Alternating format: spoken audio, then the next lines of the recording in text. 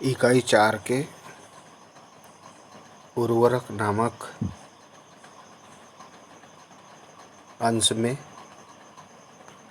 आज समझते हैं हम नत्रजनीय उर्वरकों के नाम एवं उनमें नाइट्रोजन की प्रतिशत की मात्रा।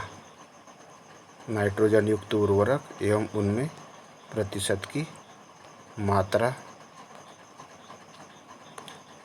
तो उर्वरक का नाम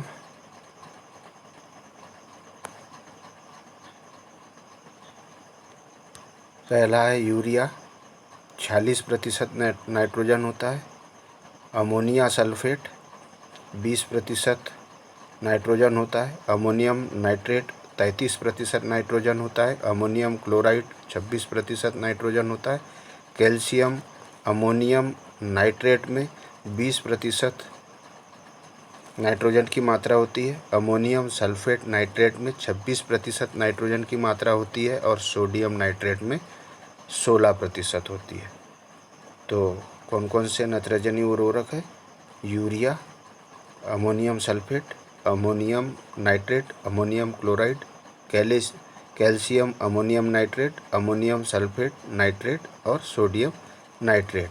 और उसके सामने दी हुई है उसकी प्रतिशत मात्रा।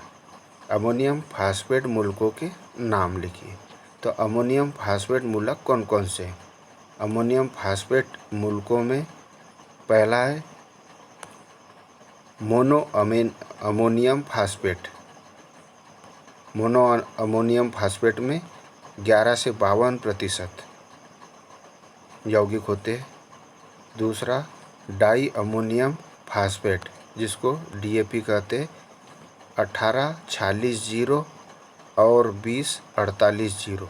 दो आते हैं इसमें, 18-46-0 और एक आता है 20-48-0। तीसरा है ammonium phosphate sulphate. Ammonium phosphate sulphate में 16-20-0 और 19.5, 19-5-0 और 20-20-0।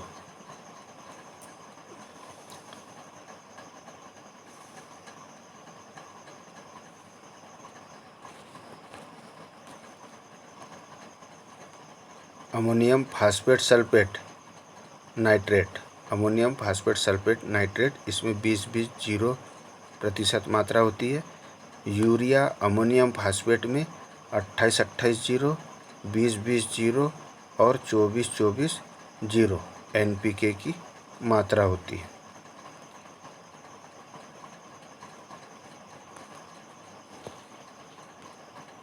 अगला बिंदु समझते हैं मिश्रित उर्वरक किसे कहते हैं। विभिन्न उर्वरकों का वर्गीकरण कीजिए। मिश्रित उर्वरक किसे कहते हैं? विभिन्न उर्वरकों का वर्गीकरण।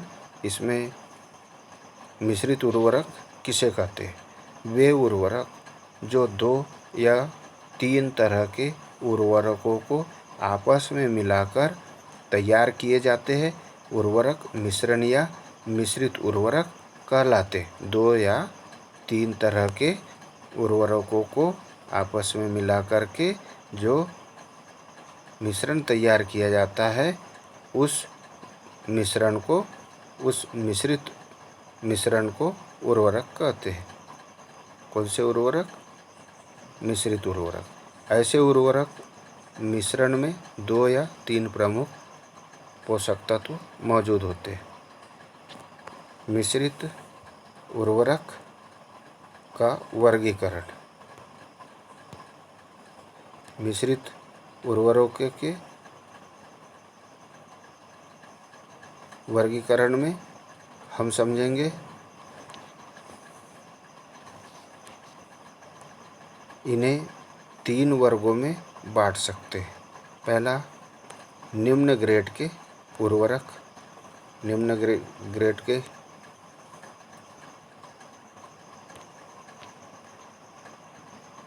ग्रेड के उर्वरक। इसमें 3 तत्वों की प्रतिशत मात्राओं को जोड़कर 14 से अधिक नहीं होता। जैसे 2-8-2 इत्यादि। दूसरा है सामान्य ग्रेड का उर्वरक।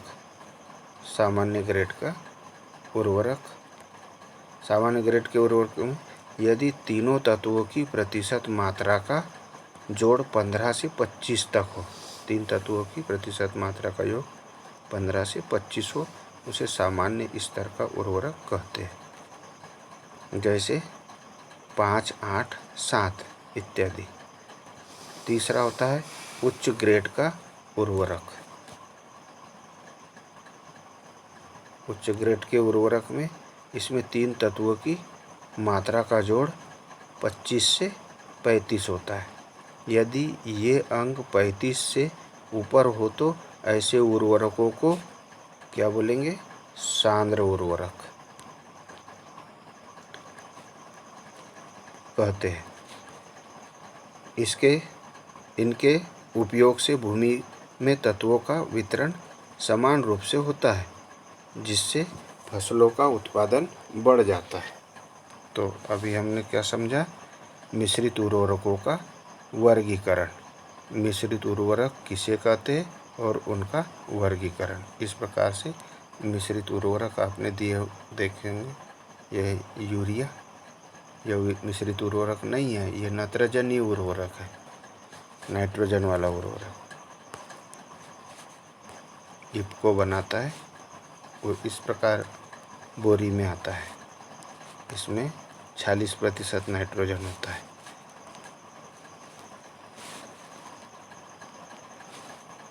नागार्जुन का यूरिया की बोरी इस प्रकार से आती है।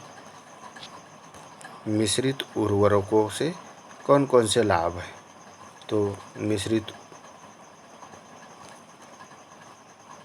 इनके उपयोग से, नंबर 1, इनके उपयोग से समय व श्रम की बचत होती है। कैसे समय और श्रम की बचत होती है? एक तो लाने में सुविधा, एक बोरी में दोनों मिश्रण आ जाते हैं। दूसरी चीज़, इन्हें जब डाला जाता है तो अलग अलग बोरी रहेगी तो अलग अलग व्यक्ति के द्वारा डाला जाएगा। मिश्रण बनाने में समय कम लगता है और श्रम की बचत होती है। दूसरा, फसल को उसकी आवश्यकता अनुसार संतुलित पोषक तत्व मिलते हैं। दोनों पोषक तत्व या तीनों पोषक तत्व संतुलित मात्रा में मिलते हैं। तीसरा, विभिन्न पोषक तत्वों का वितरण पूरे खेत में समान रूप से किया जा सकता है। इन्हें आसानी से संग्रह किया जा सकता है या संग्रह करने में आसानी रहती है। अगला चैप्टर, मिश्रित उर्वरक तैयार करते समय सावधानियाँ कौन कौन सी रखना चाहिए?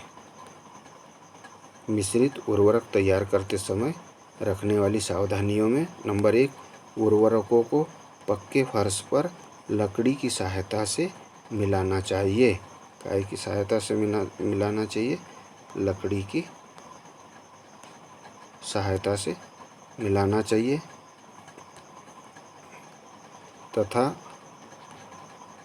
रबर के दस्ताने पहनकर ही काम करना चाहिए। रबर के दस्ताने पहन करके ही काम करना चाहिए। दूसरा, फास्फोरस वाले उर्वरकों में चूना एवं राख को नहीं मिलाना चाहिए। फास्फोरस वाले उर्वरकों में चूना और राख को नहीं मिलाना चाहिए, क्योंकि इन्हें मिलाने पर फास्फोरस कैसा हो जाता है? स्थिर हो जाता है और पौधे उसे अवशोषित नहीं कर पाते। स्थिर हो जाने से यह मिट्टी में नहीं मिल पाएगा, पौधों तक नहीं पहुंच पाएगा।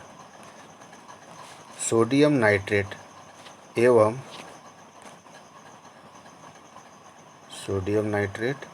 एवं नम फास्फोरस वाली खादों को आपस में नहीं मिलाना चाहिए, क्योंकि इन्हें मिलाने पर नाइट्रिक अम्ल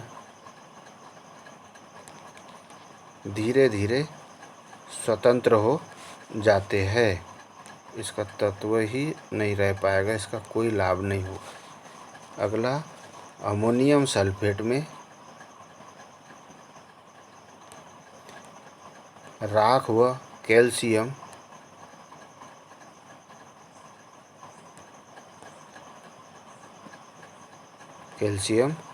साइनामाइड नहीं मिलाना चाहिए। यह हो गई मिश्रित उर्वरक तैयार करते समय रखी जाने वाली सावधानियाँ।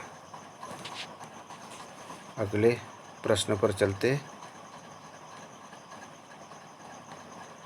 अगला प्रश्न है, मिश्रित तथा जटिल उर्वरकों में कोई 4 अंतर लिखिए। मिश्रित उर्वरक तथा जटिल उर्वरकों में अंतर। नंबर 1, ये विभिन्न पोषक तत्वों वाले भिन्न उर्वरकों को स्वयं आपस में मिश्रित करके बनाए जाते हैं। मिश्रित पोषक तत्व अलग अलग उर्वरकों को आपस में मिला करके बनाए जाते हैं। जैसे आलू लगाते समय हम यूरिया की बोरी अलग होती है, सुपर फास्फेट की बोरी अलग होती है, तो सुपर फास्फेट और यूरिया और पोटास की बोरी से पोटास, तीनों का मिश्रण 1-1 किलो इस प्रकार बनाते जाते हैं। उसके पहले उर्वरक डालते हैं, चिन्ह बनाते हैं और ठीक वहाँ पर आलू लगाते हैं। तो इस प्रकार से अलग अलग पोषक तत्व वाले उर्वरक आपस में मिश्रित करके उसे बनाया जाता है, उसे मिश्रित उर्वरक कहते हैं। और जटिल उर्वरक ये ऐसे उर्वरक है जिनमें पौधों की आवश्यकता के 2 या 2 से अधिक तत्व पहले से ही उपस्थित होते हैं। दूसरा, नाइट्रेट एवं फास्फोरस वाले उर्वरकों को मिश्रित नहीं करते, क्योंकि इनके मिलाने पर धीरे धीरे नाइट्रिक अम्ल बनने लगता है, जो कि पौधों को नुकसान पहुंचाता है।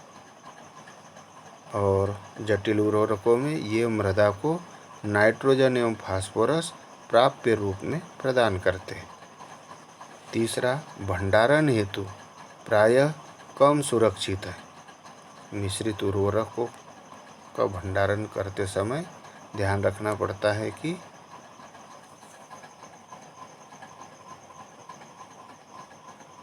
कम सुरक्षित होते हैं और ये उर्वरक अपिंडी तथा अजलग्राही होते हैं। अपिंडी भी होते हैं और जल ग्रहण नहीं करते, अजलग्राही होते हैं, अतः भंडारण के लिए सुरक्षित होते हैं। चौथा, इसके उपयोग से समय, श्रम तथा भंडारण हेतु स्थान की अपेक्षाकृत अधिक आवश्यकता होती है। यूरिया की बोरी अलग, सुपर फास्फेट की बोरी अलग, पोटास की बोरी अलग, इस प्रकार रखना पड़ता है। और जटिल उर्वरक में एक ही बोरी में सब भंडारित हो जाता है। इसके उपयोग में समय, श्रम तथा भंडारण हेतु स्थान की बचत होती है।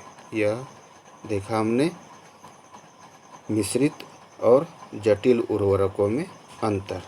तो इस प्रकार से आपने देखे होंगे उर्वरक, जटिल उर्वरक।